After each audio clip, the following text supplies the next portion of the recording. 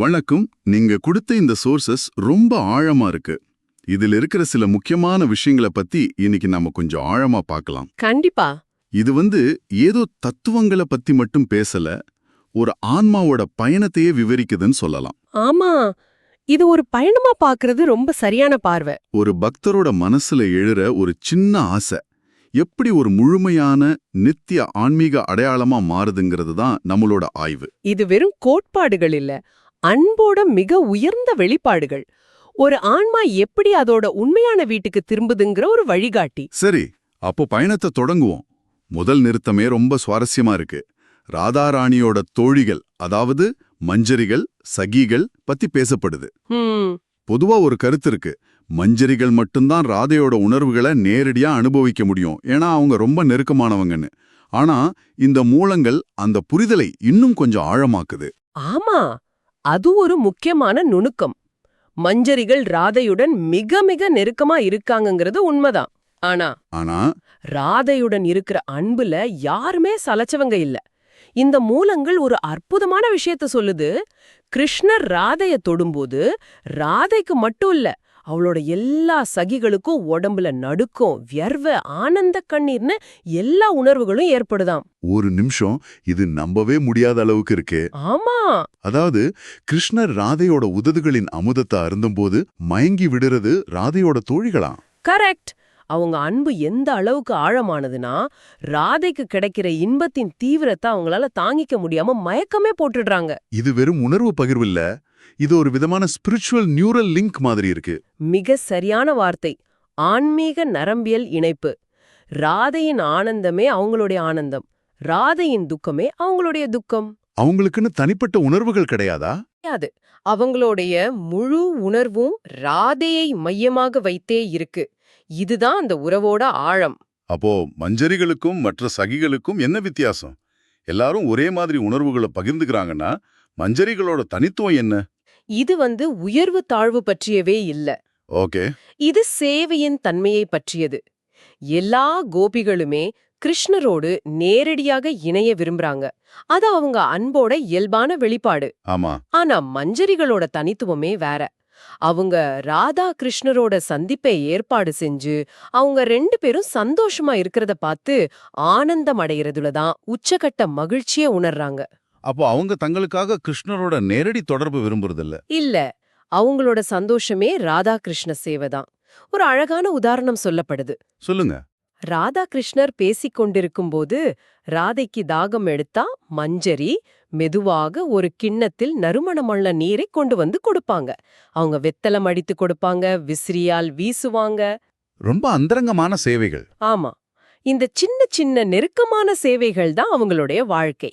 அவங்களுடைய இருப்பு கிருஷ்ணருக்கு ராதையுடன் இருக்கும் இன்பத்தை இன்னும் அதிகப்படுத்துது. இதுதான் அவங்களுடைய தனித்துவம். நீங்க சொன்னதுல இருந்து இந்த மாதிரி ஒரு குறிப்பிட்ட சேவையை செய்யறதுக்கு அதுக்குன்னு ஒரு குறிப்பிட்ட ஆன்மீக உடலும் அடையாளமும் தேவைன்னு புரியுது. கரெக்ட். இதுதான் நம்மள அடுத்த கட்டத்துக்கு கூட்டிட்டு போகுது. ஆன்மீக உடல். நிறைய பேருக்கு ஆன்மீக விடுதலைனா இந்த உடலை விட்டுட்டு பவான் கிட்ட போறதுன்னு ஒரு பொதுவான எண்ணம் இருக்கு இல்லையா? ஆமா, அப்படி ஒரு எண்ணம் இருக்கு. அந்த போனதும் நம்ம நிலை என்ன? நமக்குன்னு ஒரு தனிப்பட்ட வடிவம் இருக்குமா? இந்த கேள்விகளுக்கு தான் இந்த மூலங்கள் பதில் சொல்லுது. இது ஒரே கட்டத்துல நடக்கும் விஷயம் இல்ல, ஒரு 3 நிலை செயல்முறைன்னு சொல்லுது. ஆமா, பக்தி வினோத தாகூர் இத ரொம்ப தெளிவா விளக்குறார். இது ஒரு படிப்படியான வளர்ச்சி.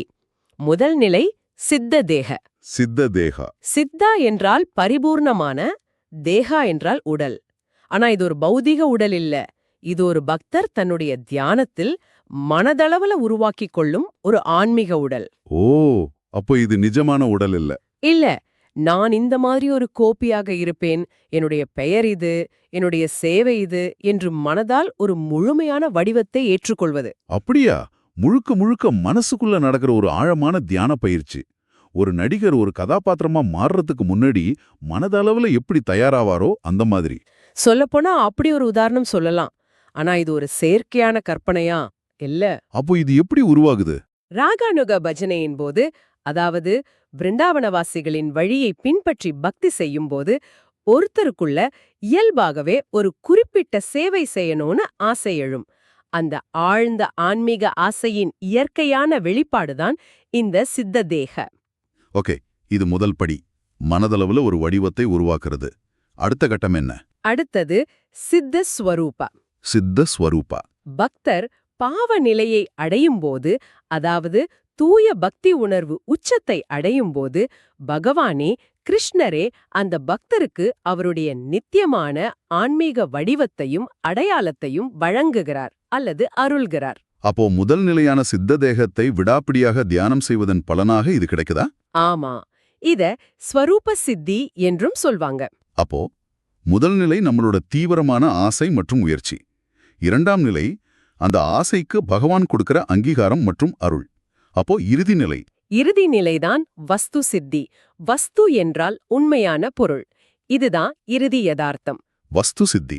இந்த நிலையில் அந்த பக்தல் கிருஷ்ணரின் பூலோக லீலைகள்ல ஏற்கனவே அங்க இருக்கிற ஒரு நித்ய சித்த கோபியோட மகளா பிறந்து உண்மையான நித்தியமான ஆன்மீக உடலை பெறுகிறார். நிஜமாவா? ஆமாம். இந்த கட்டத்தில் இந்த ஜட உலகத்துடனான எல்லா தொடர்பும் முற்றிலும் துண்டிக்கப்படுது. அப்படி என்றால் ஆன்மீக பயணம் என்பது ஏதோ ஸ்விட்ச் போட்ட மாதிரி திடீர்னு நடப்பதில்லை. இது ஒரு படிப்படியான வளர்ச்சி. ஆமாம். முதலில் மனசில் ஒரு ப்ளூ பிரிண்ட் மாதிரி தொடங்கி, பிறகு அது இறைவனின் அப்ரூவ்டு பிளான் ஆகி, கடைசில அதுவே நமது ஃபைனல் ரியாலிட்டி ஆகும். அப்படித்தானே? மிகச் சரியாக புரிந்து கொண்டீர்கள். அதுதான் சரியான வரிசை முறை. இங்கதான் இது ரொம்பவே சுவாரஸ்யமா மாறுது. இந்த ராகானுகா பக்தி பாதைங்கிறது விதிகளை பின்பற்றுவது மட்டுமில்ல, ஒருத்தரோட தீவிரமான விருப்பத்தை பற்றியதுன்னு மூலங்கள் வலியுறுத்துது. ஆமா, இதுதான் ராகானுகா பக்தியோட இதயம். எப்படி? ஒரு ராகானுகா பக்தர் கிருஷ்ணா நான் என்ன செய்யணும்னு நீங்க விரும்புறீங்க அப்படின்னு கேக்குறதில்ல. அது ஒரு வகையான பக்தி. ஆனா இங்க கிருஷ்ணா நான் உங்களை இந்த ஸ்பெசிஃபிக்கான வழியில சேவிக்க என்ன அனுமதியுங்கள்னு பிரார்த்திக்கிறாங்க. அவங்க இதயம் கிருஷ்ணரை மகிழ்விப்பதற்கான எண்ணற்ற குறிப்பிட்ட ஆசைகளால நிரம்பி இருக்கும். இந்த தீவிரமான தனிப்பட்ட ஏக்கம்தான் அவங்களுடைய ஆன்மீக அடையாளத்தை வடிவமைக்குது. கரெக்ட். இது கேட்கறதுக்கு நல்லா இருக்கு. ஆனா எனக்கு இந்த சேவை தான் வேணும்னு ஒரு பக்தர் கேட்கறதுல ஒரு சின்ன சுயநலம் இல்லையா? கடவுளே நீங்க என்ன கொடுக்குறீங்களோ அதை நான் ஏத்துக்கிறேன்னு சொல்றது தானே உண்மையான சரணாகதி? இது ஒரு மிக முக்கியமான கேள்வி. மேலோட்டமா பார்த்தா அதுல ஒரு சுயநலம் இருக்கிற மாதிரி தெரியலாம். ஆனா அதோட நோக்கம் என்னன்னு பார்க்கணும். சரி. அந்த ஆசையே நான் எப்படி கிருஷ்ணரை இன்னும் அதிகமா சந்தோஷப்படுத்த முடியும்ங்கிற அக்கறையிலிருந்து தான் பிறக்குது. அது சுய இன்பத்துக்கான ஆசை இல்ல. ஓ. ஒரு குழந்தை தன் அப்பாவுக்கு ஒரு குறிப்பிட்ட பரிசை கொடுக்க ஆசைப்படுவது போல. நான் வரைந்த இந்த ஓவியத்தை உங்களுக்கு கொடுக்கிறேன், இது நீங்க ஏத்துக்கணும்னு கேக்குறதுல இருக்கிற அன்பு மாதிரி இது. புரியுது. மேலும் கீதையில கிருஷ்ணரே சொல்றார், ஏ யதா மாம் பிரபத்யந்தே, யார் என்னை எப்படி அணுகுகிறார்களோ அப்படியே நான் அவர்களுக்கு பதிலளிக்கிறேன்னு. அதனால் இந்த ஆசைகளை நிறைவேற்றுவதாக அவரே உறுதியளித்துள்ளார். ஒரு நிமிஷம், எனக்கு இன்னொரு சந்தேகம் வருது. நாம இவ்வளோ நுணுக்கமான விஷயங்களை பேசிட்டு இருக்கோம். சித்த தேக, ஸ்வரூப சித்தி, மஞ்சரி சேவைன்னு. ஆனா பக்தி மார்க்கத்தோட அடிப்படை நாம ஜபம் தானே. மனசுல எந்த அபராதமும் இல்லாம நாமத்தை ஜபிச்சாலே போதும் எல்லாம் கிடைச்சிடும்னு சொல்லியிருக்காங்களே. ஆமா. அப்புறம் எதுக்கு இந்த அளவுக்கு விவரங்கள் தேவைப்படுது? இது கொஞ்சம் குழப்பமா இல்லையா? நிச்சயம். நியாயமான சந்தேகம். மூலம் இந்த கேள்விக்கும் பதிலளிக்குது. என்ன சொல்லுது? பக்தி வினோத தாகூர் என்ன சொல்றாருன்னா, இந்த அறிவும் உபதேசங்களும் ஸ்ரீ சைத்தன்ய மகாபிரபுவோட நேரடி வேண்டுகோளின் பேரில்தான் ரூப கோஸ்வாமியால் வழங்கப்பட்டதுங்கிறார். ஓ, அப்போ மகாபிரபுவே கேட்டிருக்கார். ஆமா. அபராதம் இல்லாமல் பரிசுத்த நாமத்தை ஜபிப்பதுதான் எல்லாம். அதுவே எல்லாத்தையும் வெளிப்படுத்தும். அதுல எந்த சந்தேகமும் இல்ல. ஆனா இந்த போதனைகள் அந்த பயணத்துக்கான ஒரு வழிகாட்டி, ஒரு வரைபடம் மாதிரி. ஒரு மேப் மாதிரி. கரெக்ட். நாம ஒரு இடத்துக்கு போகணும்னா வெறுமனே நடக்க ஆரம்பிக்கலாம், ஒரு நாள் அந்த இடத்தை அடையலாம். ஆனா கையில ஒரு வரைபடம் இருந்தா பயணம் இன்னும் எளிமையாகவும் வேகமாகவும் உற்சாகமாகவும் இருக்கும் இல்லையா? ஆமா, நிச்சயமா. இந்த போதனைகள் அந்த வரைபடத்தின் வேலையை செய்யுது. அது நமக்கு இலக்கை பற்றிய தெளிவையும் அங்கு செல்வதற்கான வழியையும் காட்டுது. அருமையான விளக்கம். நீங்க சொன்னதிலிருந்து இந்த சித்த தேகத்தை உருவாக்குறதுல தியானம் ஒரு முக்கிய பங்கு வகிக்குதுன்னு புரியுது. ஆனா ஒரு தொடக்க நிலையில இருக்கிற பக்தரோட தியானமும் பிரேம நிலையில் இருக்கிற ஒருத்தரோட தியானமும் ஒன்னா இருக்குமா? நிச்சயமா இருக்காது. அந்த தியானம் எப்படி படிப்படியா மாறுதுன்னு மூலங்கள் விளக்குதா? ஆமா. விஸ்வநாத சக்கரவர்த்தி தாகூர் இத ரொம்ப அழகா விவரிக்கிறாரு. தியானம் படிப்படியா ஆழமாகுது. சரி. ஆரம்பத்துல பஜன கிரியா நிலையில தியானம் ஒரு சில கணங்கள் மட்டும்தான் நீடிக்கும். மனசுல உலக சிந்தனைகள் வந்து வந்து போகும். ஓகே. அடுத்ததா ஆசக்தி நிலை வரும்போது தியானம் ரொம்ப ஆழமாகுது. உலக விஷயங்கள்ல இருந்து கவனம் விலகி முழுமையா பகவான் மேல பதிய ஆரம்பிக்குது. ம் பாவ நிலையில தியானம்ங்கிறது வெறும் நினைப்பு இல்ல, அத பகவானோட உணர்வாலேயே நிறைஞ்சிருக்கு. அப்படியா? இறுதியா பிரேமா நிலையில அத பகவான வெறுமனே மனசுல பாக்குறது மட்டும் இல்ல, நம்மளோட சித்த தேகத்துல அந்த ஆன்மீக உடல்ல அவர் கூட நேரடியா தொடர்பு கொள்வதா மாறுது. என்னது நேரடி தொடர்பா? ஆமா, அந்த நிலையில தியானம்ங்கிறது ஒரு செயல் இல்ல, அதுவே யதார்த்தமாகிடுது. பக்தர் தன்னோட ஆன்மீக வாழ்க்கைய அங்க வாழ ஆரம்பிச்சிடுறார். இந்த விஷயம் எனக்கு ரொம்பவே புதுசா இருக்கு. மூலங்கள்ல ஆப்பன தசை மற்றும் சம்பத்தி தசைன்னு 2 வார்த்தைகள் வருது. நான் இத பிரிச்சு பார்க்கலாமா? தாராளமா. ஆப்பனா என்றால் ஒரு விதமான தரிசனம் அல்லது தோற்றம் மாதிரி தானே? அப்போ இந்த நிலையில ஒரு பக்தருக்கு முழுமையான ஆன்மீக உடல் கிடைக்கவில்லை, ஆனால் அதன் தரிசனங்கள் மட்டும் கிடைக்கிறதா? மிக சரியான புரிதல். ஆப்பன தசைங்கிறது நாம முன்னாடி பேசின ஸ்வரூப சித்தி, அதாவது 2ஆம் நிலை உடல் கிடைத்த நிலை. ஓகே. இந்த நிலையில பக்தருக்கு அப்பப்போ கிருஷ்ணரோட லீலைகளோட தரிசனங்கள் கிடைக்கும். இத ஸ்பூர்த்திகள்னு சொல்வாங்க. கண்ண மூடினா விருந்தாவனம் தெரியும். ஆனா அவங்க இந்த உலகத்துல தான் இருப்பாங்க. ஆமா, அவங்க ஒரு தூய உணர்ந்த பக்தரா இருப்பாங்க. ஆனா அவங்களோட பௌதீக உடல் இன்னும் இந்த உலகத்துல செயல்பட்டுக்கிட்டு இருக்கும். அப்போ சம்பதி தசை என்பது இறுதி நிலை, முழுமையான உடைமை, அப்படிதானே? ஆம், சம்பத்தி என்றால் செல்வம் அல்லது முழுமையான உடைமை. சம்பத்தி தசை என்பது வஸ்து சித்தி, அதாவது 3வது உடலை பெற்ற நிலை. இதுதான் கடைசி.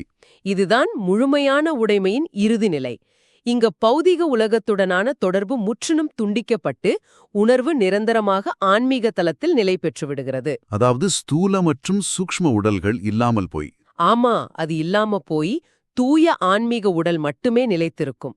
இதுதான் பயணத்தின் இலக்கு. கொஞ்ச நேரம் அதை உள்வாங்கிக்கணும். அதாவது ஒரு கட்டத்துல இந்த உலகத்தோட தொடர்பு மொத்தமா கட்டாகி நம்ம உணர்வு நிரந்தரமா ஆன்மீக உலகத்துக்கே போயிடுது. ஆமா, நம்மளுடைய அந்த ஸ்தூல சூக்ஷ்ம உடல்கள் இல்லாமலேயே அங்க ஒரு புது உடலோட ஒரு புது வாழ்க்கை. இது யோசிச்சு பார்க்கவே பிரமிப்பா இருக்கு. பிரமிப்பானதுதான். இது கிருஷ்ணரோட கருணை முழுமையா வெளிப்படுற நிலை. ஆஹா. இந்த முழு ஆய்வும் ஆன்மீக பாதை என்பது ஏதோ குருட்டுத்தனமா விதிகளை பின்பற்றுவதல்ல, அது மிகவும் தனிப்பட்ட ஆழமான நோக்கமுடைய ஒன்றென்பதை வெளிப்படுத்துகிறது. கரெக்ட். இது வெறும் நம்பிக்கையைப் பற்றியது மட்டுமல்ல, அன்பு மற்றும் விருப்பத்தின் மூலம் ஒரு குறிப்பிட்ட ஆன்மீக அடையாளத்தை தீவிரமாக வளர்த்து அதில் வாழ்வதைப் பற்றியது. இது இறுதியில் நேரடி நித்திய சேவையில் முடிகிறது. மிகச்சரியாக சொன்னீர்கள். இதோட முக்கிய செய்தி என்னன்னா, ஒருத்தரோட நித்திய அடையாளங்கிறது வெளியில இருந்து திணிக்கப்படுற விஷயம் அல்ல. அது உள்ளிருந்து வரணும். அது ஒருத்தரோட ஆழ்ந்த தூய்மையான அன்புக்கு பதிலளிக்கிற விதமா தெய்வீக அருளால உள்ளிருந்து மலர்ற ஒரு உள்ளார்ந்த யதார்த்தம். நீங்கள் சிந்திப்பதற்கான ஒரு இறுதி எண்ணம். ஒரு பக்தர் தனது விரும்பிய ஆன்மீக வடிவத்தை முழுமையாக ஏற்றுக்கொண்டு அதில் முதலீடு செய்தால் மட்டுமே அது வெளிப்படும் என்று இந்த மூலங்கள் மீண்டும் மீண்டும் வலியுறுத்துகின்றன. இது ஒரு முக்கியமான கேள்வி எழுப்புகிறது, இல்லையா? என்ன கேள்வி? நமது ஆழ்ந்த நேர்மையான விருப்பங்களுக்கும் நாம் இறுதியில் அனுபவிக்கும் யதார்த்தத்திற்கும் இடையே உள்ள தொடர்பு என்ன?